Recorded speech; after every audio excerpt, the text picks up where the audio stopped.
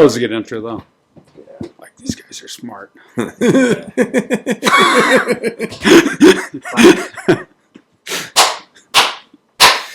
Greetings, Dark Horses. Welcome back. We have a special guest today, Popeye, James Drebenstedt. If we've done this already, just disregard this. However, if this is your first time, greetings and welcome. Yeah. So, Popeye, you were talking about getting your blue belt and how you have no skill at jiu-jitsu. No, I was not getting the blue belt. So I did the first year right. I was a A student, or B plus, I went to class 4 or 5 times a week. I didn't deviate from what the instructors taught. I didn't think I was smarter than they were. I pretty much did everything right. I got the blue belt in 1 year, which I think is approximately right, although it's going to be different for everyone, right? Year to 2 years. Right. And then I think I had one of the longest held blue belts in the world. And I don't even actually remember what that was, 7 years, maybe 8 years. I'm not sure. Yeah, Dave was over here earlier. I think he had his for almost a decade. Cool. So, I mean, there are probably some people that were blue belts longer than me, but not it happens. Too darn many. And we did a podcast on the blue belt blues. Yes. And I think that would fall into that category. But on the plus side, you made it out. You're now a brown belt.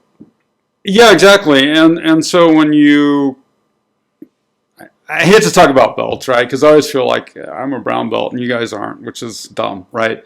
But I have a brown belt and that's really cool. And you never look back and say, well, I wasted this time when I was stuck at blue belt, or times in my life when things weren't going right, I was not even training. And when I got back into training, I was like a weekend only guy. But it's fine. Like, you just keep grinding and you keep going. You stuck it out. Yeah. I think it's you're super humble, and it's awesome. And we talked about this a little bit yesterday. I don't know that I always was, but I mean, I learned that. I think it's I'm sure I was not always. To maybe pride's the wrong word, but take pride in what you've done. You spend a lot of time. You suffered on the mats. You bled. Oh, wow. Yeah. It's okay to. Our producer, no, it wasn't. It was somebody else. Somebody choked me really hard last night, and I have like a cut inside my mouth. So, but we love it, So it's some blood. Who cares, right? Yeah, a lot of that stuff, it almost doesn't even register. Yeah, I didn't know until I got home. I was getting ready to eat, and I'm like, what is this weird thing in my mouth, right? I had to take a look, and there's a nasty blood blister. Yeah. Always wear a mouth guard, guys. Always. Sorry about that. You don't want to have teeth like me. Well, the cheek. No, it wasn't. It wasn't you. It was, and I don't want to say who it was because it was totally clean. It's not not about that, right? Yeah, it's not about shaming the person. Totally clean. I would call it good pressure, right? And it just happened to be good cross-face pressure. I think it was like a reverse triangle. So I had a thigh that was putting my cheek into my teeth. Yeah. Yeah. Yeah. Cool. No biggie.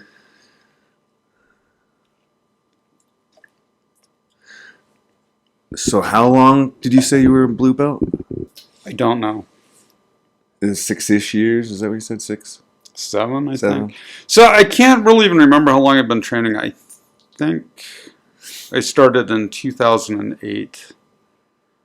My purple belt, I was frankly surprised when you made me a brown belt, because I think I did 3 years at purple belt, which is probably correct unless you're on a competition track or something. It was quite a surprise to me that I was a brown belt. So that was 2 years ago, 2.5.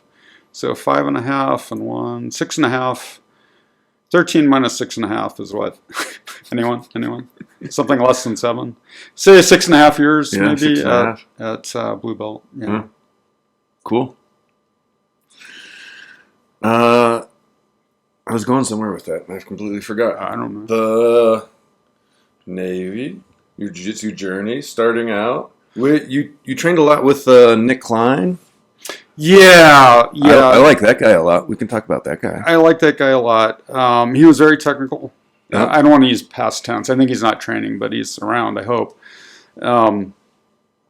He was it's a cool thing that he had a big influence on me, and I don't think I even knew how big it was till I started teaching. And I was doing stuff where, showing some white belts how I think jiu-jitsu works. Like, this came from Nick Klein. This was like 13 years ago, and I'm Well. doing some pretty basic, I guess, Renzo Gracie jiu-jitsu, but through the filter of Amal Easton and then Nick Klein. Yeah. So Yeah, Nick's super logical, yeah, but he would also like really refine stuff. Like Yeah.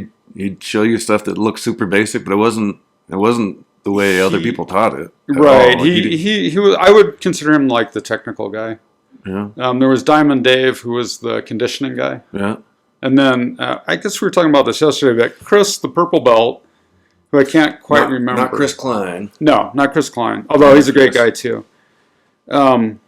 Sadly, I don't remember him very well. When I say purple belt Chris, the guys that have been around a decade know who I'm talking about. But he was the guy that was kind of like, well, professor's not here, nobody's looking, let's do a little live training, you know, and white belts usually enjoy that. Yeah. They arguably maybe shouldn't, but... So I had... I think done that way, that like really makes it even better. It's the forbidden fruit that they get to taste. how do you learn something and you're not going to try to roll around and do jiu-jitsu, right? Yeah, So he was maybe more of a pirate.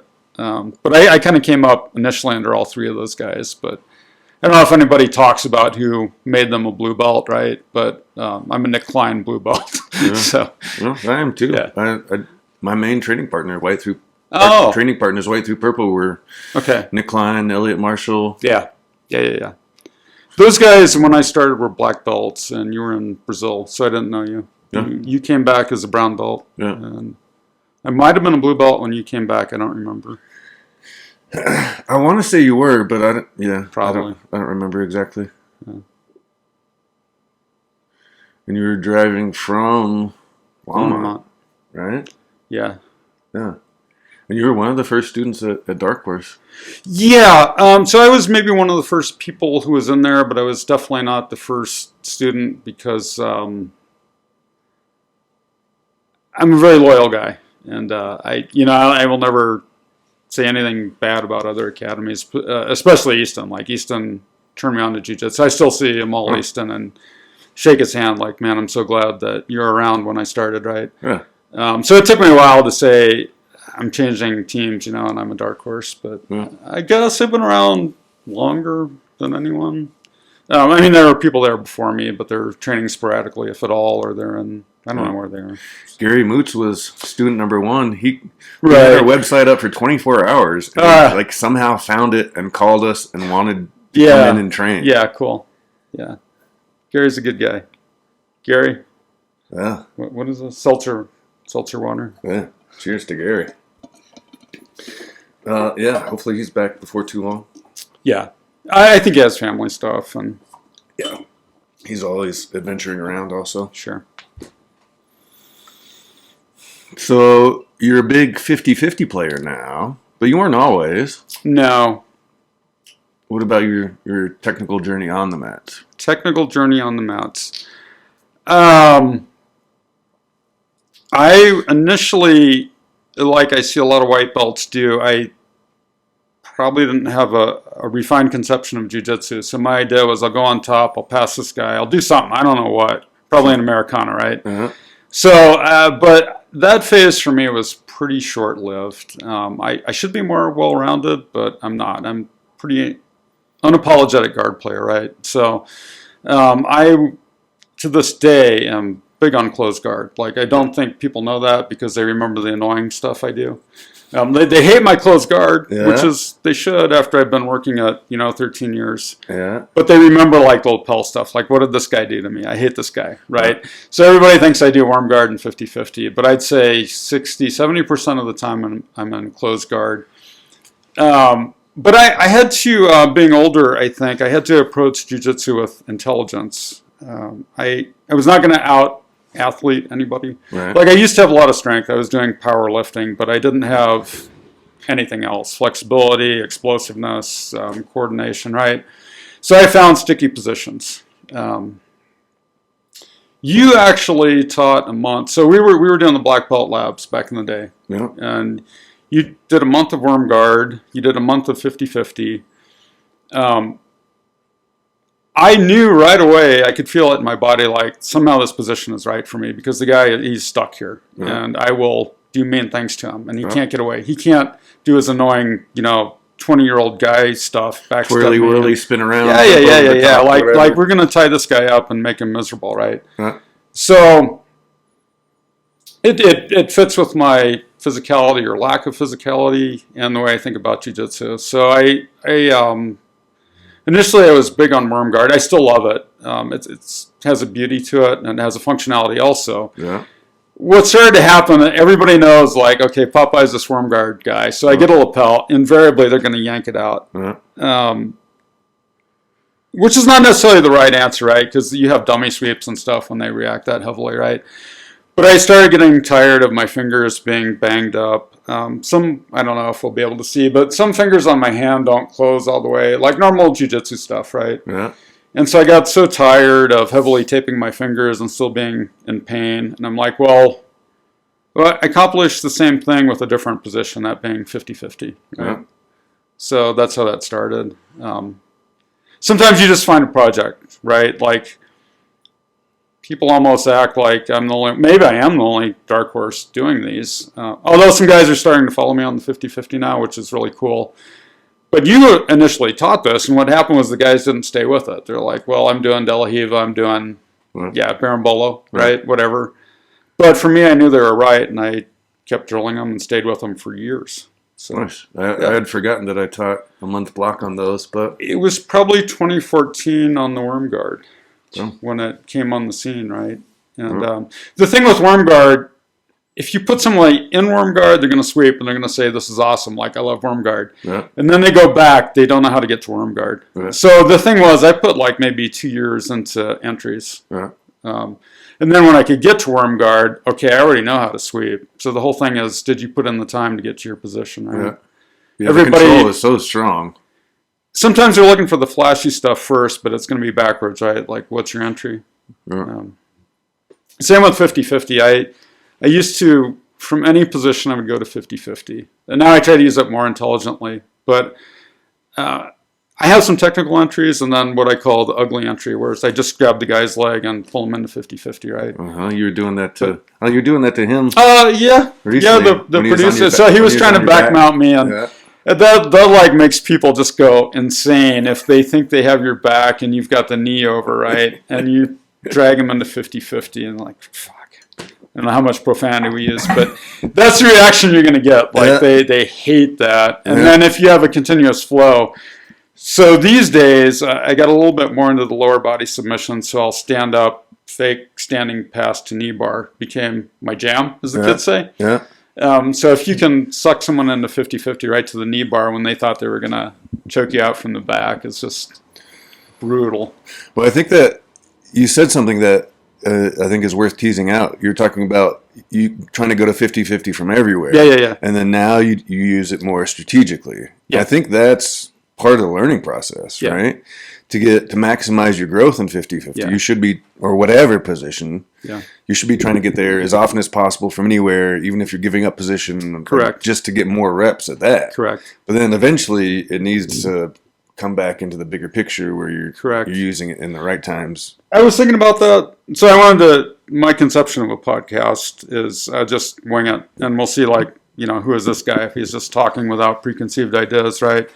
But one thing I was thinking about is I'm big on the micro goals in jiu-jitsu, or anything you can break down into micro goals. But here we'll talk about jiu-jitsu. So I spent so much time as a white belt.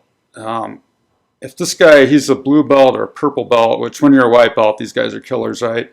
So I never thought, how am I going to beat this guy? To this day, I don't think about beating people unless I'm training for competition. Then it becomes a little more important. But I'm going to have a micro goal, which when I started out as a white belt is, how do I get this guy into closed guard, right?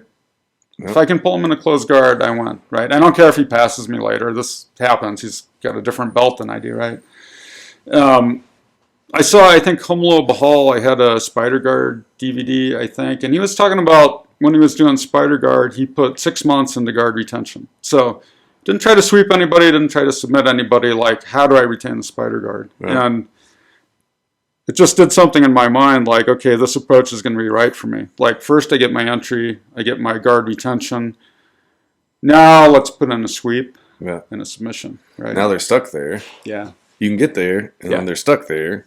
So it's just a matter of time. Exactly. Huh. Yeah. People sometimes jump ahead. They have a big goal. So this guy is annoying to me in not a personal way, in a jiu-jitsu way. Sure. I don't have an answer for the guy, right? So how do I beat him? I don't know, guys. Look, what's your position? You a half guard player. How do you get to half guard? How do you get your grips? Where do your frames go, right? Let's win the little micro battles, and then over time we're a brown belt. It's crazy, I'd have to go look at my brown belt. It's real. It is, but I don't feel like it. I'm a beginner. Yeah. So when I got my brown belt, I went to bed with it. yeah. And I woke up in the middle of the night.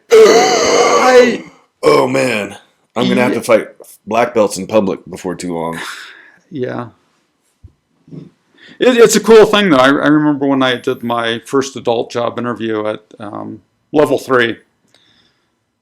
And I was scared. Like, I had to go talk to people about internet stuff, and I'm a beginner, right? But I had just gotten my purple belt, and I had it in the car with me, and I, fondled my purple belt like I'm going to go into the interview, and I'm going to be a purple belt at the interview. Uh-huh. And it worked. Nice. No, it didn't. Yeah, it did. So I interviewed as a blue belt, and they passed me over like, this guy sucks, right? Yeah. And I came back as a purple belt, and I got the job. So, yeah. Huh? Cool. Yeah, I make the joke that your belt comes with like a 10% bump in confidence, skill, whatever. You will fill the belt. Nobody ever feels like they earn the promotion. And professor doesn't make mistakes. So you get a belt for some reason, and then you figure it out over the next month or two, and you start being that belt, right? It's part of the process. Yeah. Yeah. The beauty and truth of jiu-jitsu. Mm-hmm. So what do you mean by that? There's some jiu-jitsu that fits your body and your spirit and your intellect. And you find that true. So someone like Lovato Jr., I'm not going to argue with the guy, right? Especially not to his face, right? But he hates 50-50, and we can understand why. Because sometimes at the black belt level, it's a stalling game, right? Yeah. But for me, when I actively use it, I'm trying to knee bar the guy, pass the guy, toe hold the guy. One time I got that beautiful leg in triangle, one time only. But I'm actually using the position, right? So it becomes true for me. It's not like these lightweight black belts would say, this guy's doing beautiful jiu-jitsu. He's spinning on his head for the Baron Bolo or Baby Bolo or Kiss of the Dragon, all this stuff, right? Mm-hmm. But because it's true for me, it has some inherent beauty. Like, I swept the guy. I don't care how you did it, but look, I swept the guy like this with my 50-50 close the knee thing. So, yeah. Yeah, after a while, your jiu-jitsu and how you play it is as personal as your fingerprint. Yeah, it's the purest expression of who you are as a person. Yeah. Like there's no other way. You can't hide who you are on the mat. Right? Yeah, and I think about that. So I'm actually on a project. I want to go back to middleweight, which is 181. I'm about 185 in the gi right now. I had been at, I don't know what the next one is, 198 or 195. So I had to ask myself some questions like, you're a heavier guy, so middle heavyweight, why are you not playing on top for the smash pass and all this stuff? And it's not a physical thing. Like, my body would do that. That's the way heavier people play. Sure. But my intellect, like, now I'm a guardero, like, I'm going to be on bottom, I'm playing guard. My conception is I sweep the guy. You're a counter fighter. Yeah. Which I think is like the intelligence of jiu-jitsu. Yeah. We understand this since kindergarten, right? The guys hit each other in the face, right? And sometimes it's good if you train and you know what you're doing, but it's a little bit ugly, a little bit. So axe versus, a foil with jiu-jitsu. Start using your intellect. And yeah, I'm a guardero, so to me, my conception of beauty is I just sweep the guy and torture him a little bit. Knee on belly, maybe. Yeah. How did I start? Was that the next question? I don't know. Sure. Yeah, let's go with that one. I don't remember.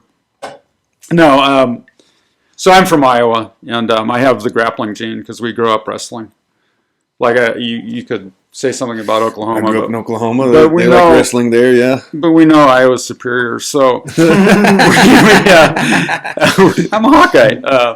you know. So we would wrestle sometimes just for the hell of it. We'd be doing agriculture work in the summer, and on lunch break, the guys would just wrestle. Or in gym class back then, it was not child abuse to make the boys wrestle. So everybody had some exposure to it, and I sucked at it, right? And I made this mistake where I thought, well, because I'm no good, I don't like it, and I quit. And that's one thing I'd like to have back. If I were in high school, I would grind. I don't care if I was 0 and 99. I would go back there and grind with those guys and wrestle, right? Yeah.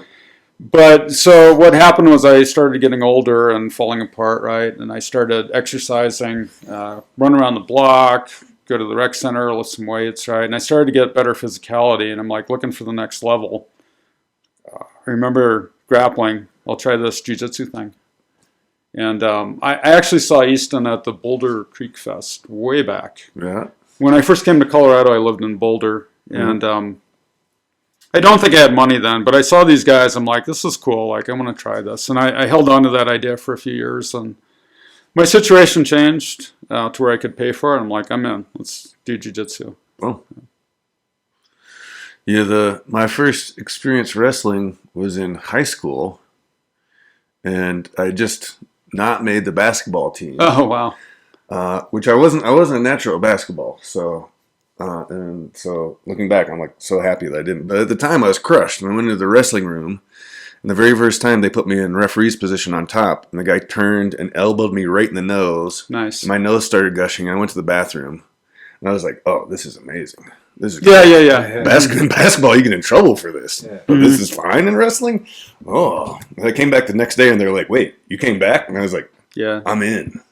Yeah, I like this." I did something like that, and I think probably it was in the gym class because I didn't go out for the team or whatever you do in those middle school years.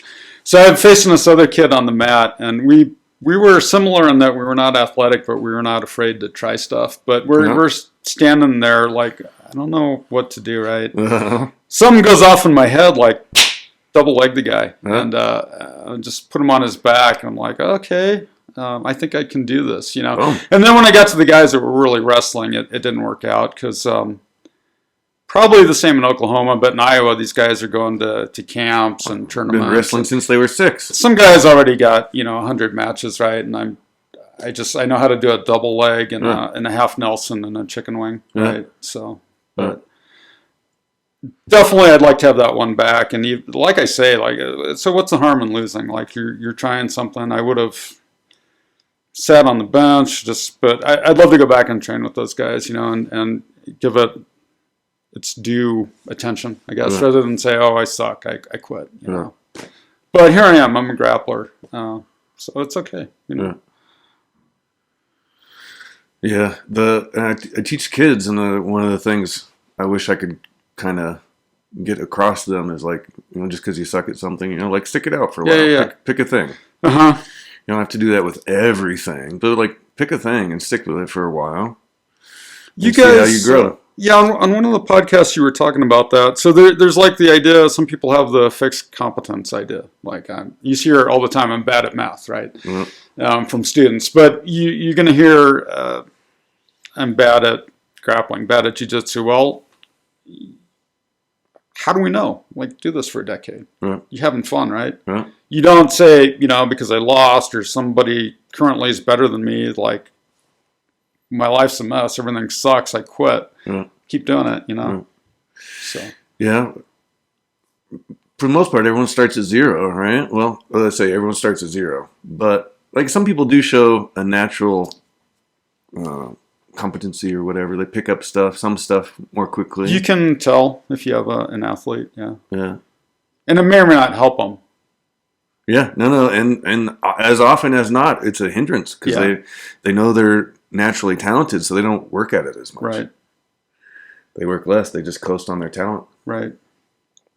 They don't have to be technical, right? And that's the one thing I love about getting older is I'm forced to do things correctly, right? I can't be like the stupid young guy, like I'm strong, I'm going to... Just grab them and smash them.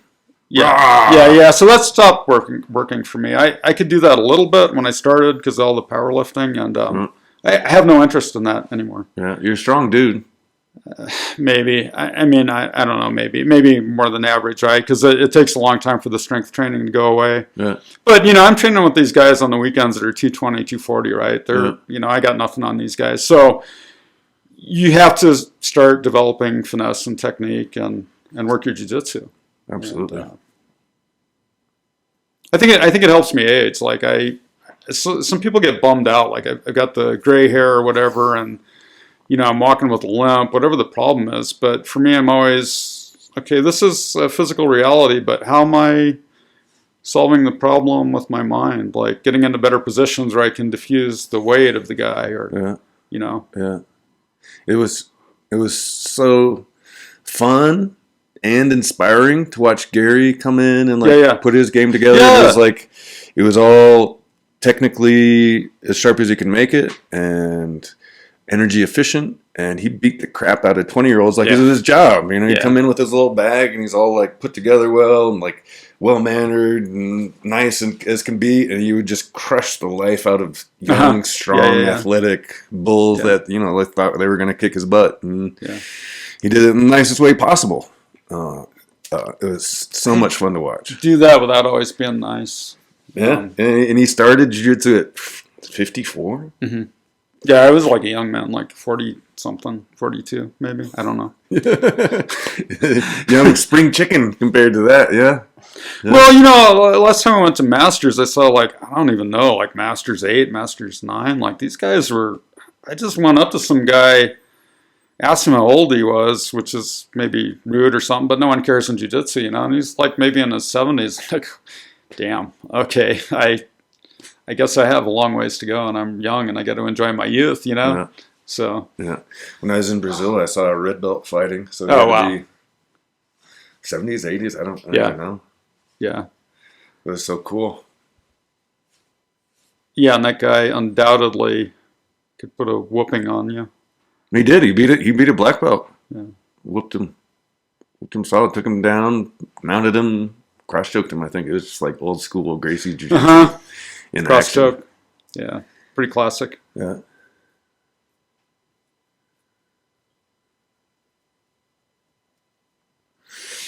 What do you think?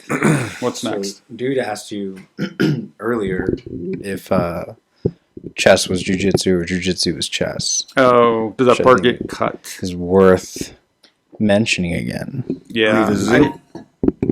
And I said chess is chess and jiu-jitsu is jiu-jitsu. And you said that's very zen. I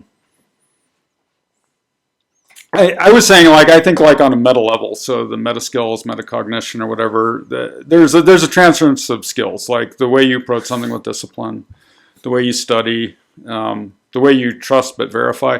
So I was talking about authority.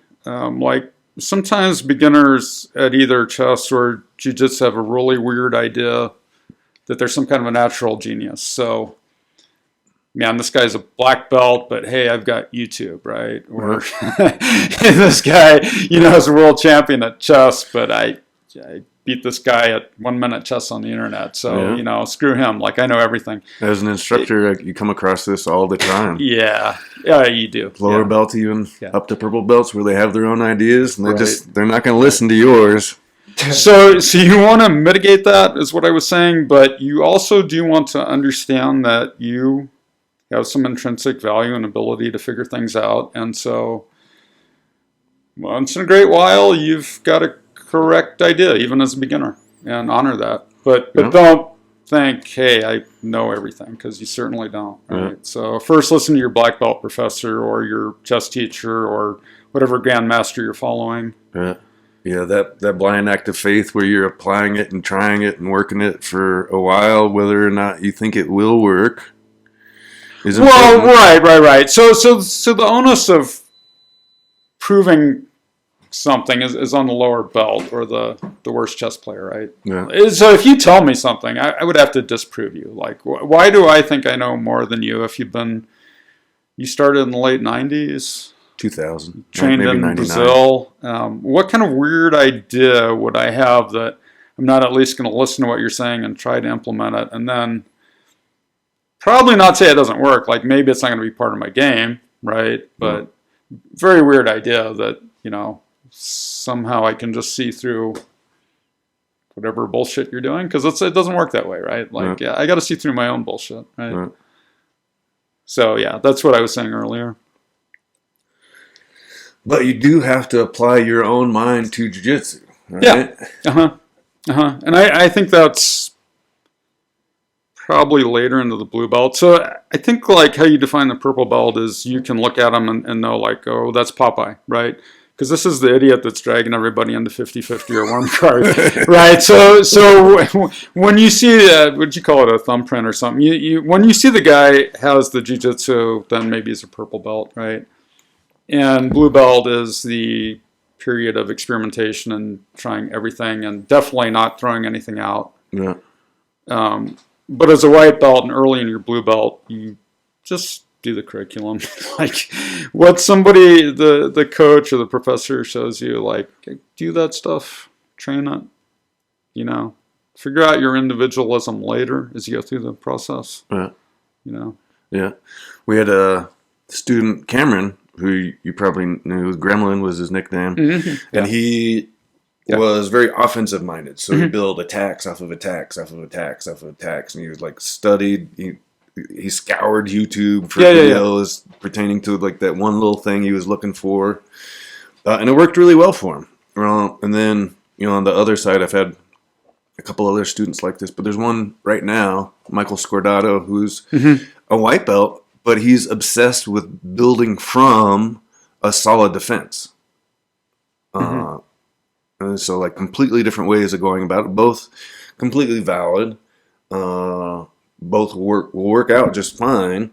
They're both willing to work at it. I mean, you know, Cameron's a black belt now, but for Michael, like I'm like, this is an incredibly efficient and effective way to learn jiu-jitsu. Work on your escapes, work on your defense, work on your submission escapes. And from there, offense will just kind of naturally flow over time. Yeah. You feel comfortable in all these positions, and then you'll just start to see openings where you can counterattack. Right. And everything in between, you know. Yeah. But that was how they thought about jiu-jitsu. Yeah. I think about guard retention, right? And if the guy's getting frustrated, he can't get through my layers of defense, eventually an arm's hanging out or he gets swept or whatever. Yeah, right? Arms hang out all the time in jiu-jitsu. It's always my conception. It's the weirdest thing. Yeah, they shouldn't, right? Because we're supposed to know this. But how do you fight someone like this, though? Right. Yeah. Especially if you nudge him one way and you get the counter reaction, right? He's got to reach for base or something. Yeah. So you start getting your setups, right? Yeah. And that's the other thing. Like a white belt, we show how to do a move and it works, but they don't know it because they don't know how to apply it. Like it's the move itself is sound. It's what is your setup, right? Yeah. Where was your deception? Where was your first move? You know, what goes with us? The game, right? Back and forth. Take the open door. Are you using action, reaction to your benefit or not? Right. Yeah. I tell everybody this, like still my closed guard, which people hate, is still based on what I learned at white belt, fan sweep, and high guard. So I'm always cross sleeve. Always. You got a crazy fan sweep. Yeah. That you do with that is a cross sleeve and then you fan sweep rather than going to the elbow. Correct. Well, I think I learned that from Seneca at a seminar, and I'm sure I was a white belt. Another thing I tell guys, like, you're getting eaten up on this fan sweep. Well, I'm not doing magic. Guys, like, I do this for 12 years, you know, what do you expect?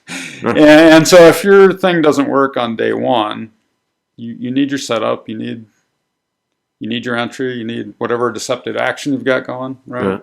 Yeah. That's where the trust comes in. Yeah. You got to keep working on it. You can't give up on it. You can't give up on it in your mind. Right. People are going to tell you fan sweep doesn't work. Like, this is white belt garbage. We learned this in our first week, and nobody does it because it doesn't work. Like, you open your legs, and they pass your guard. No, well, you get the guy to pull you into the fan sweep is what it is, right? I won't fan sweep them unless they want it. And they ask for it, right? Because they pull back so hard. What does it give them 110% of what they want? Yeah. Right. A slight tweak on the fundamentals and a much better setup. Yeah. So So you grab the cross. Do you break their posture and then you grab the sleeve? I don't usually have to. I just start annoying them by pulling and threatening a high guard. Usually I'll get the reaction. Obviously if the guy does nothing, you go to high guard, right? Yeah. And so that was my first one too. I have to play around with this now. Yeah. I can't believe I haven't been using it. So you get, then I started to throw one in the middle where the guy's a little too smart to just pull back and ask for the fan sweep, right? So there's a short arm wrap. Not quite an overhook. But I'll wrap the guy's arm, go to my own lapel, right? Keep him stuck there. And then I bump the elbow for the high guard. Or I started to do a Barada Plata, which is pretty funny. But his arm will be trapped in there, so I go for a submission. So now I've got a 1, 2, 3, right? Well, that's game. Yeah, exactly. And so the guy, his arm's over here, I'm going to look at his back. His arm's up here, I fan sweep. His arm's here, I start attacking this arm wrap series, Yeah. And you can do all this stuff backwards. So I was always leading with the high guard, and then I think it was Kiefer blew my mind because he did exactly the same thing, and he's leading off with the fan sweep, right? And so when the guy has to come back to not get swept, you take his arm and this thing works in reverse, man. That's crazy. Yeah. So, and sometimes I do that now, but I'm so used to leading with pulling his arm across that that's still what I do. Yeah. If you're effective enough at it, it works. Yeah. And then, it just gets more complex from there. So I give him a problem with his right arm. And so that's when I start opening up the left lapel. And then I've got squid guard and I've got Bravo chokes. And right. So now he's front, back, left, right. That's why they hate my closed guard, right? What do you do? You got to get out of here. But if you can't, woe to you, Yeah. Yeah. Yeah. And now that you've been talking about closed guard, 50-50 worm guard, I think my worst experiences with you have been from closed guard, not 50-50. Probably. Yeah. So a lot of guys are not really wanting to go to 50-50 with me, unless they want to learn it. Jevin's a really good guy. I train with him a lot. Yeah. We will mutually consent to enter each other's 50-50, right? And nobody does that.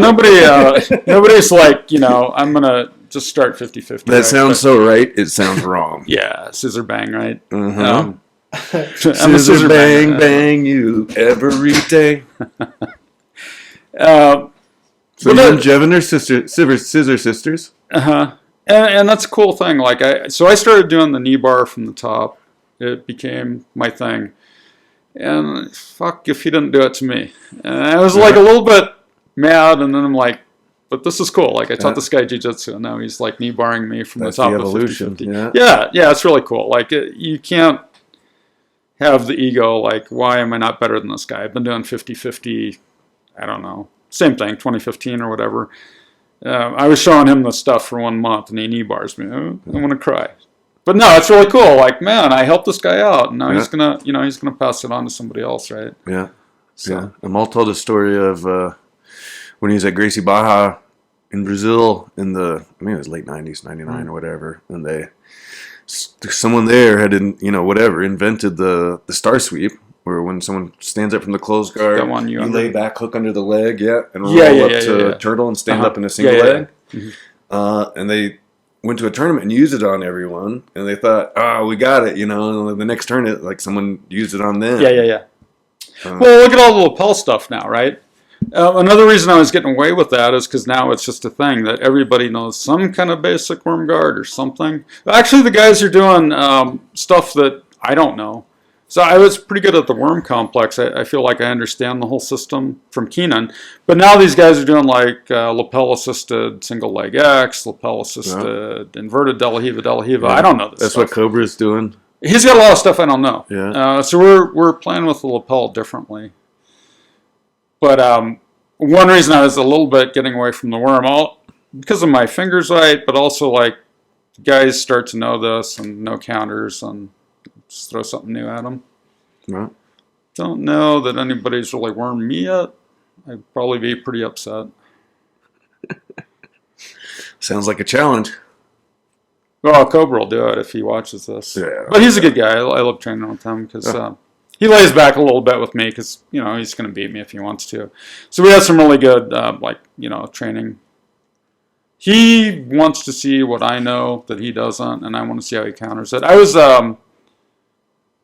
it's probably last weekend, I was going to Kiss of the Dragon, but I use that for 50-50 entry. Like, it's stupid. Like, anyone would go to the back, but I want to roll all the way through, invert, and go to 50-50. And he had, like, this beautiful back step, just beat the crap out of me, came out in a leg drag, and it's like, you got to enjoy that, to see something from the wrong side. Like, I don't know how the hell he did that, but if I'm going to Kiss of the Dragon, go to 50-50, like, I guess I got to be ready for this stuff, so.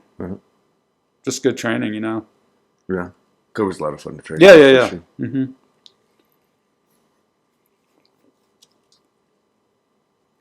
Silence.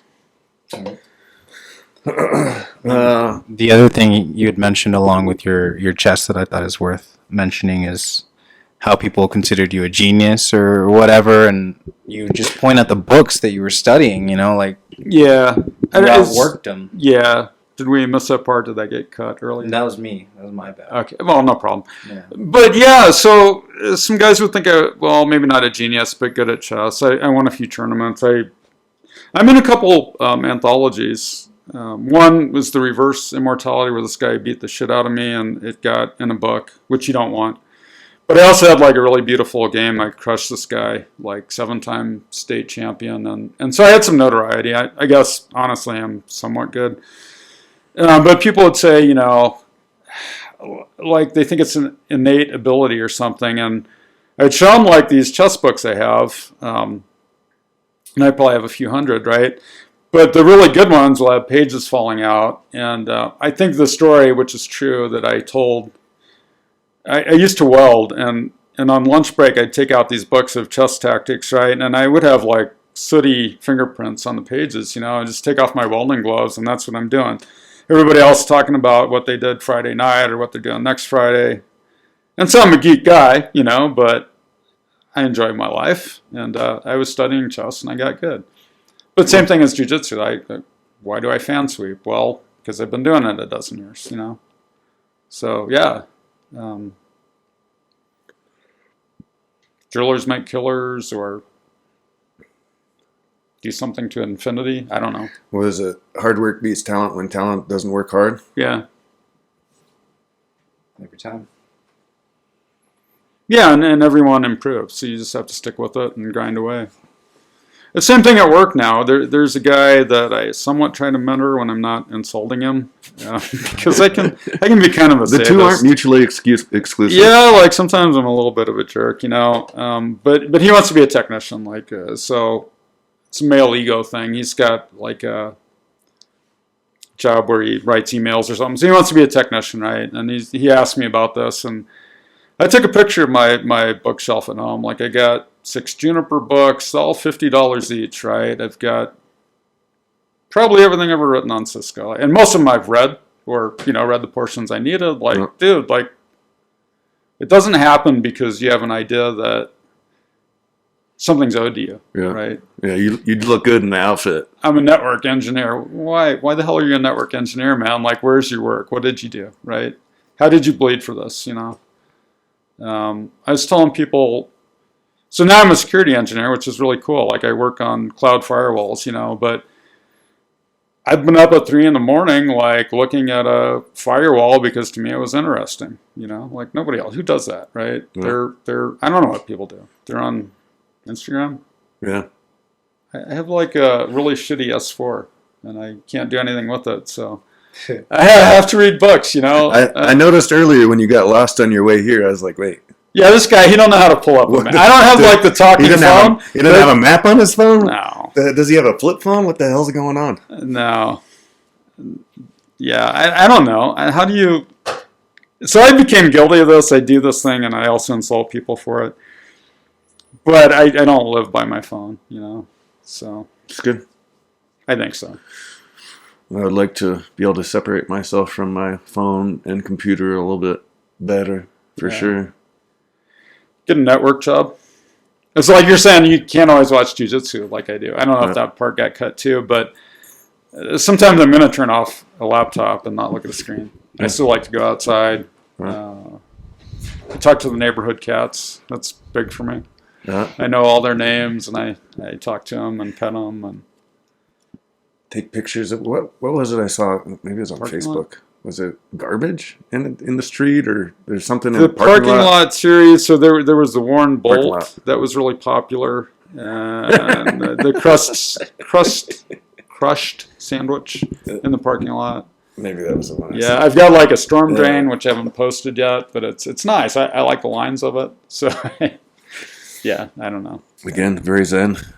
We have and then I have stuff that I take pictures of because I don't like. Like I started to see discarded syringes, which is just disgusting. Like I thought this was like Skid Row, LA. Yeah. And I heard about this, like, syringes are turning up, and then I see them in my lovely Longmont where nothing's supposed to happen. Like, crap. But I document it, I don't know why. To me, it's interesting. There's a freaking syringe. Like, you're not supposed to see that, and there it is. So I'm going to take a picture, Huh. Syringes and smashed sandwiches. And cats. Yeah. Yeah. But you don't have a cat. They died. So I had one of those relationships that didn't end really well. And the cats like me more, which I think they made a correct decision. Yeah, this girlfriend that I'm talking about, we're friends now, so maybe see this, and I won't insult her. But the cats like me, so the cats stayed with me, and I had them like maybe 15 or 20 years. It's a thing that I probably learned from my father or growing up, but you don't mistreat women, children, animals, right? So if I have an animal, that's it. Like, they want to sleep on my bed, I'll sleep on the floor, or, like that's just the way I do it. And if they're with me for 15 or 20 years, they're the boss. So that's why I haven't gotten cats after they died, because I know they're going to run everything. Uh-huh. I read an article about cats that they're the only domesticated species that we didn't domesticate, but they domesticated themselves to us. I don't know if that's so, but I don't know. I read it and I was like, that's interesting, and I can see the validity of there's it. a symbiosis. Well, I don't know what they do for us other than that they work on our emotions, right? But they trained us to feed them and trained us to groom them. And, friendship. Yeah, definitely. Yeah, warmth. Yeah. So they said they're, like in the farms, they'd be hanging around the wood pile or whatever, and eating the rats, the mice that would be there, and slowly over time moved into the house. They're like, I like this house. I guess I'll let you stay here, but this is my house now. Yeah. Yeah, I think I like that about them.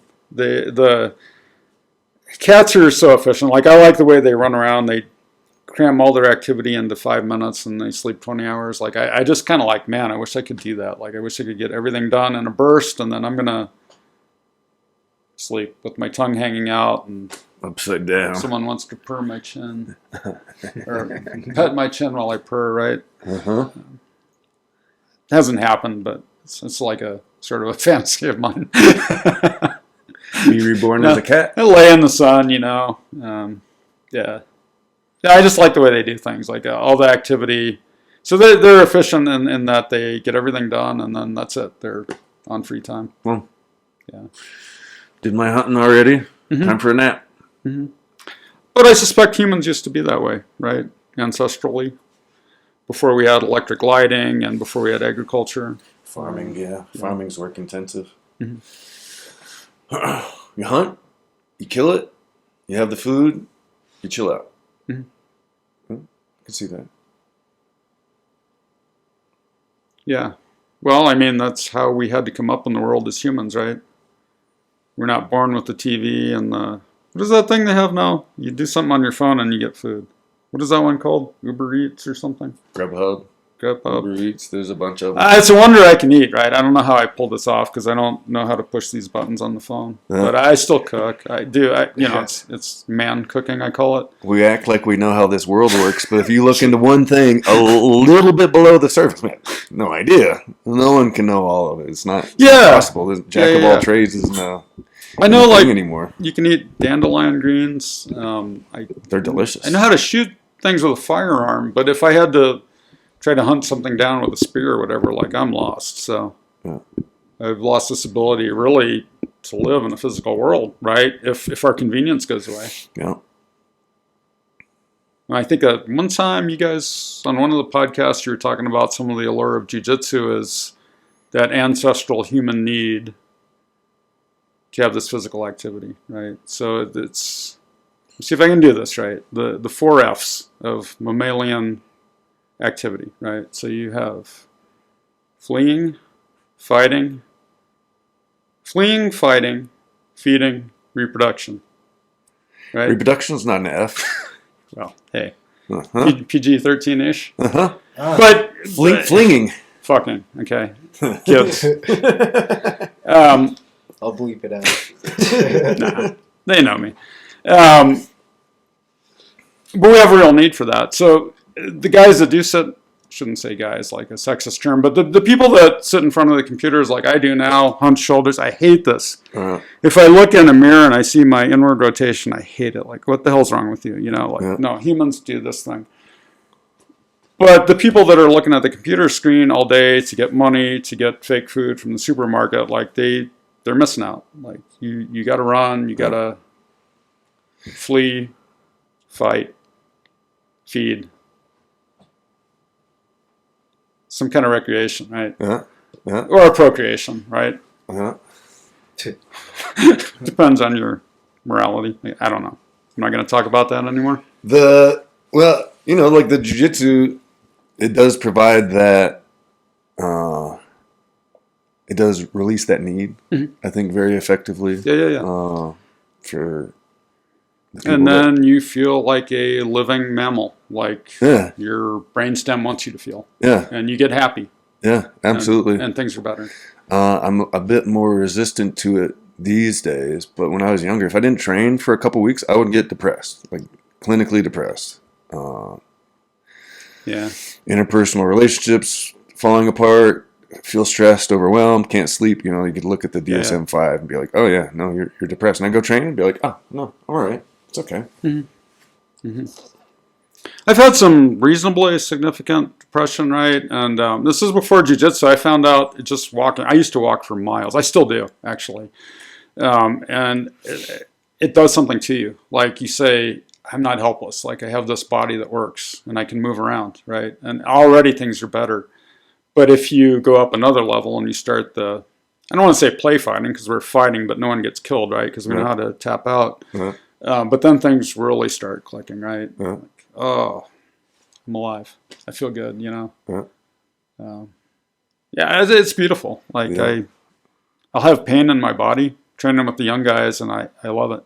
Yeah, I'm still alive, man. You know, if I feel horrible because I was training with the 25-year-old guy, maybe he's an ex-wrestler or something, whatever, and everything hurts, like I just feel great. Like, man, I'm still in the game, you know, I'm not dead yet, so screw it. Yeah. Pain is a reminder of life. Yeah. Yeah. Awesome. I don't go looking for it, but I'm really happy to have it, you know. So. Boom. How are we doing on time? 53 minutes. 53. Yeah. We should use 7, right? What should we talk about in 7 minutes? It's your podcast, Popeye. Yeah. How did you end up with that nickname other than your mustache? No, it came from Dude. Yeah. Why am I a Popeye? You're in the Navy. I think you were talking about eating spinach or something. That came later, and I do eat spinach, but that was later to fill it out, right? I think it had something to do with my grips, forearms, right? Anchor, maybe. Yeah. There were several things. I'm like, oh, this dude's Popeye. This dude's Popeye. and I'm Popeye, it's true, right? So, like, Josh Romero has known me forever, so he knew me as James, and I get so confused, like, if I'm at the gym and somebody says James, well, this guy doesn't know who I am. I'm Popeye, right? But then the other one, like, when we used to work from work, like, we all work from home now, but when we work from home, one of the girls we had, her father worked with me. I met him at one of the tournaments, and I'd be walking around level 3 thinking I'm a network technician, got my glasses on, geek guy, all this shit. I'd be walking down the hall, someone's like, "Hey, Popeye." I'm like, the fuck are you talking about, man? Like, I'm James, right? I'm James here. But no, I'm different people, right? But I like that. Like when you get the nickname, so you can't take your own, right? Because that's cheating. But when you get the nickname, then like, oh man, I was born into the world. I'm Popeye, you know. So yeah, I don't know why. I think forearms. I think grips, anchor on forearms, Navy. You're in the Navy, yeah. Yep. Yeah. Yeah, I can't remember now. It's been Popeye for how long? Long time. Better part of 10 years. I think so. Probably started with Dark Horse, right? Yeah. Somewhere in the early years. But Navy, yeah, we were thinking maybe we would talk about that and probably run out of time. But it was just something about my personality. Like, if I see the horizon, right, then I want to go over the horizon. And to this day, like if I go to the ocean, so for one thing, like the smell of salt air is going to turn me on. Like something's out there, I got to go. And like where people are looking at a beach, like they have some idea they're going to lay on a towel and get a tan and all this. Yeah. And I see the shipping out there, like I want to hitchhike, like let's get on this thing and go. And Yeah. I don't even care where, you know. Yeah. So I'm still like that, part of my core personality, I think. Also, like, so it becomes a geographical thing. Like I'll go to some other continent, but it also is like, well, I'll try jiu-jitsu, which has worked very well for me. I'll decide I'm not a welder anymore. I'm going to be a network engineer and then a security guy, firewall engineer, you know, like, okay, it's over the horizon, but that's what I do. I go look at the shit I don't know because it's interesting, right? Why do I care about the stuff I already know? That we were thinking about talking about introversion. Introversion, extroversion? It's an interesting one to me because I'm definitely an introvert. So if I'm talking to one person, I'll talk for 12 hours or, you know, they might wish I would shut up at some point. Pretty classic introvert. I'll go present myself to the world in the daytime or like if I'm teaching jiu-jitsu or whatever, and then I go home, lights are off, sometimes hiding under the blanket even. I hate noise. I hate light, you know. So, and I like to talk about that because I mean I think there are people out there that are similar that they sometimes think that's a defect and that's not. Like it's another way of being, you know. Yeah. And jiu-jitsu helped a lot with my confidence. Like I mentioned the job interview. I don't know how to. I don't want to talk to these guys. Like they're smart people, and I barely know how to say my name or something, right? Mm-hmm. But I've learned I can interact. Now, later on, I got to go home and hide. Even, you know, I'll close the closet door with my cats if I had any and make sure there's no light and no noise, right? But I learned to interact in the world for, whatever, 8-10 hours a day. So. Yeah. One of the definitions of extrovert, introvert that I like is an extrovert is energized when they're with a group of people, whereas an introvert feels drained. Exactly. And they need to go home and recharge the batteries alone, doors closed. Yeah. I used to be pretty famous for just like being at a party and being gone. Like I would... The Irish goodbye. Yeah. Yeah. I did one, I thought this was funny, but again, we were working from work, which for me is in Broomfield, and we were at Gordon Biersch, right?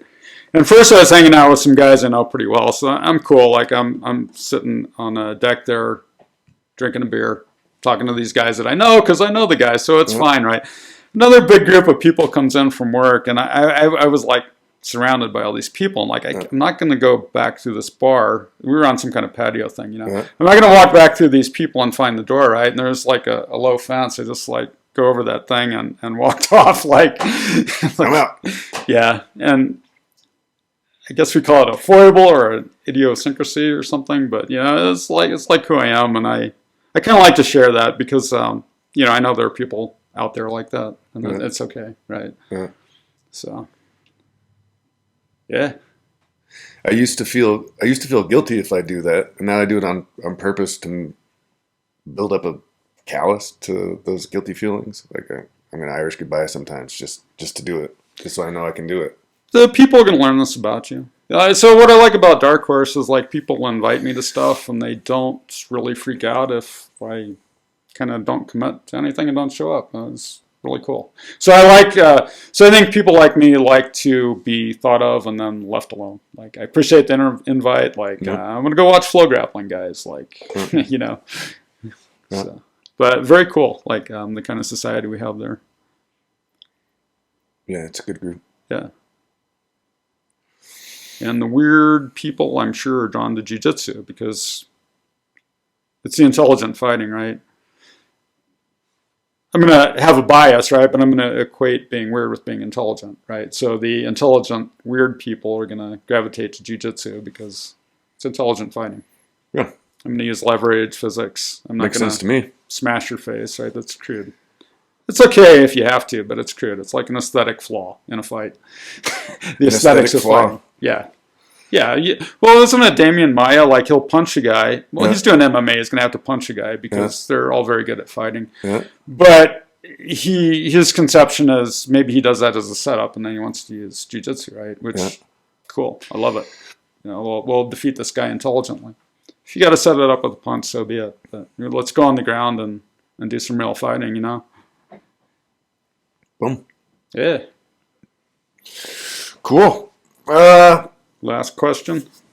Yeah, anything else? I think that's good. Jamie, would you look that up for me real quick? We didn't get to the marijuana and the flat earth.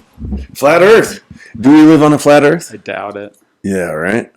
There's that whole science thing, kind of disproving that in a million different ways. Doubt it.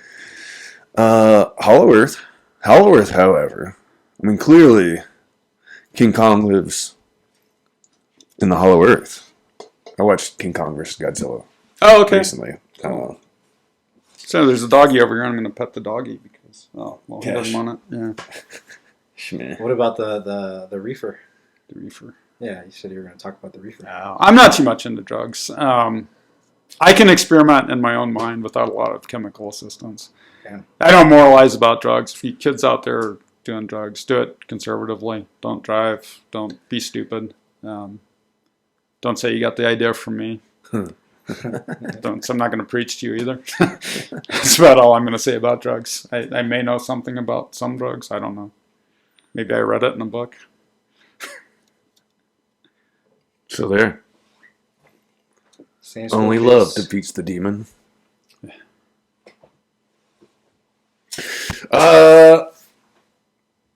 Questions?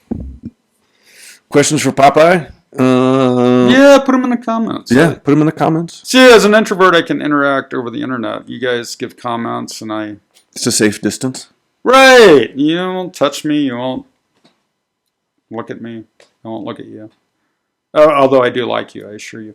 That's the thing, like, so I've alienated people, right? Because they don't understand that if I'm not talking to someone, it does not mean that I don't like them. I don't respect them. It means this is who I am. And maybe after I know you 6 months, and I'm not going to shut up, right? So I'm doing a podcast, right? But man, if I didn't know you guys, like, no, I'm not talking to you. Like, I'm keep walking down the street or something, you know. So I should probably put that out there because insofar as I have a public presence that says a jiu-jitsu coach, and I've actually had people ask me, like, did I do something to piss you off? Like, please, man, like, this is like who I am. Like, no, you're cool. Actually, well, I won't say who it was, but yeah. So, and you can always do that to me. You can always just walk up to me like, Popeye, the hell are you thinking? What's going on? And I've had people do that, and I actually appreciate it because I'll tell them, like, you know, this is what I was thinking. It was not an attempt to put you down or ignore you or anything like that. So just probably get that out there. But yeah, questions, comments. He's Popeye. He can be a little gruff sometimes. Yeah.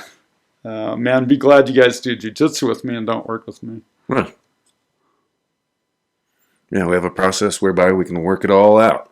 Yeah. It's called rolling. Some people call it, you know, I have like a tough love, but the thing is I don't love the guys, so it's sometimes just tough, you know.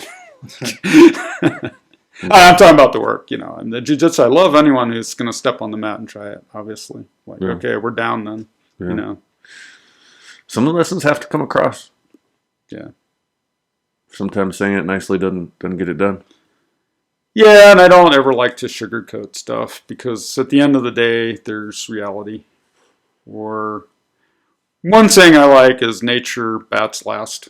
So you do all your talk, you do all your lies, you make up your story so you can feel good, and then gravity or whatever takes over and you prove you didn't know what the hell you were talking about, right? Right. So nature bats last. Huh. Like that. Yeah. Cool. Thanks for coming out. Yeah, it It was was fun. good to sit down with you. for sure. Yeah. Chill out a little bit. Yeah. Should do this again sometime I'm in. with microphones or without or whatever. Yeah, I don't care. Whatever the case may be. Yeah.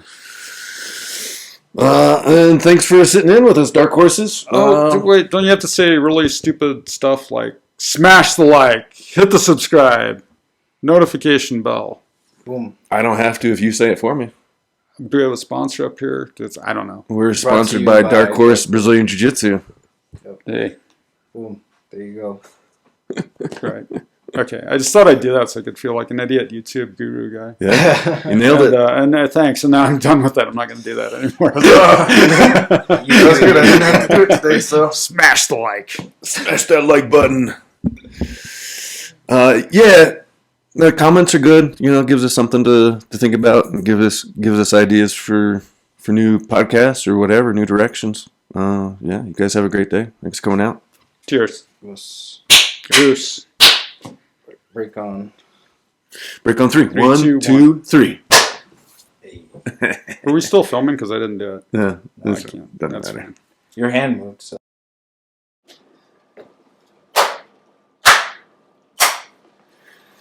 All right, guys, welcome back. We got a special guest here today, Popeye, James Drebenstedt. Is that how you say it? James Drebenstedt. I'm Drebenstedt. going to be German, Drebenstedt. Yes, and then But Drebenstedt's fine. Or Popeye. I'm Popeye, I guess. Dutterer or Dotter. Duderar. Yeah, Duderer. Yeah. Yeah, yeah. Some good German folk here. Yes. We were just talking about Emerson and Thoreau.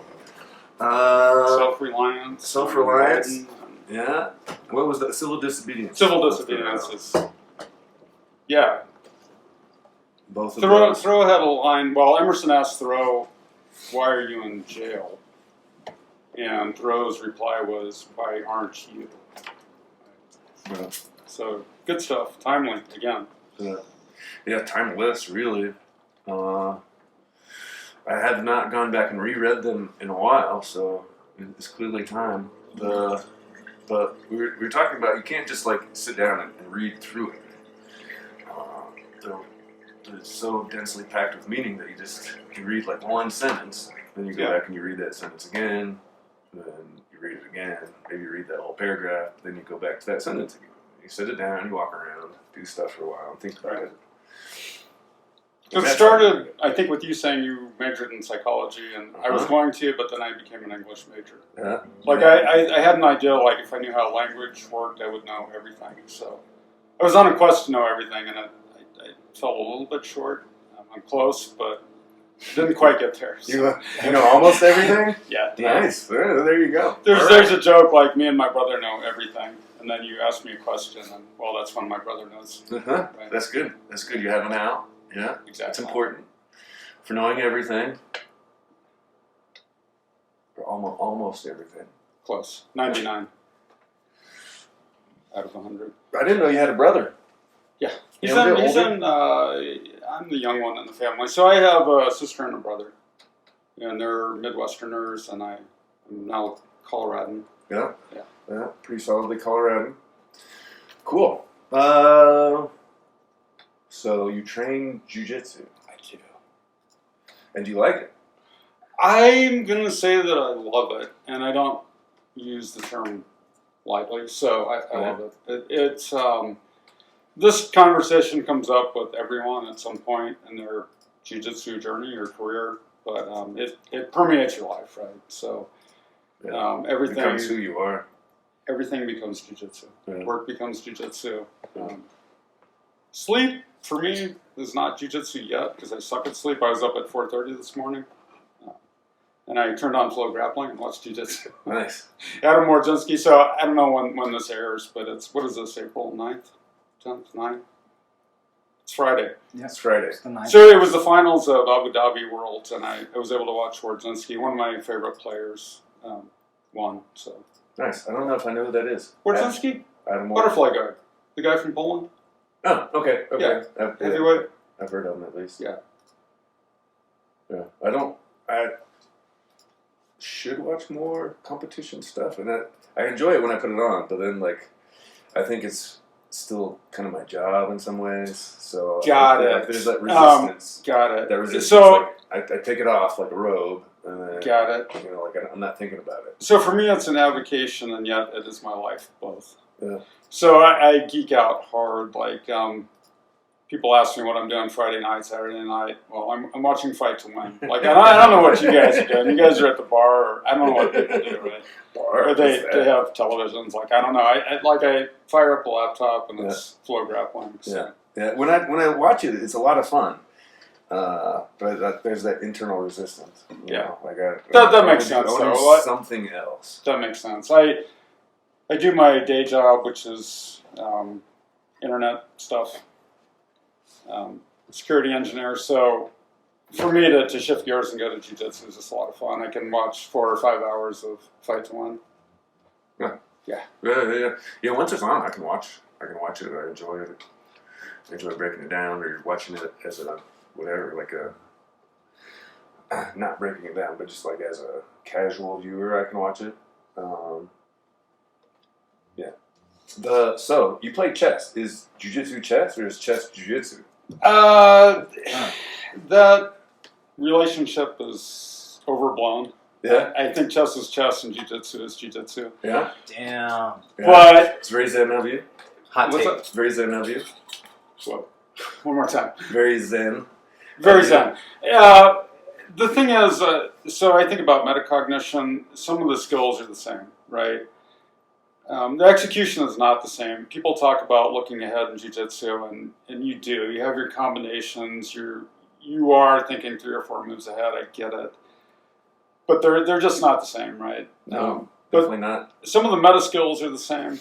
The quest for truth and beauty, which I think truth is beautiful, so it becomes the same thing. The idea of understanding authority but not blindly following it. So you want to understand you don't know everything, like the grandmasters of chess know more than you. So you first trust them, and then as you get better and better, you might find a flaw in their analysis. So you want to apply your own intellect, but conservatively, I guess. Yeah. So Yeah. the work ethic, if you want to get good at chess, I used to put hours into that. I have books with the pages falling out, and I used to weld before I became smart and did internet stuff. And I have like these chess books with like soot fingerprints. I'd take off my welding gloves, right? And I do this on lunch break, like going through these tactical exercises. And people would accuse me of being good at chess or something, like you're a born genius. And I hold up like this book that's falling apart with the soot marks. I just like I outworked you, That's similar with jiu-jitsu, right? I say in jiu-jitsu, and I believe that this is true, that I have no talent. So I was a blue belt.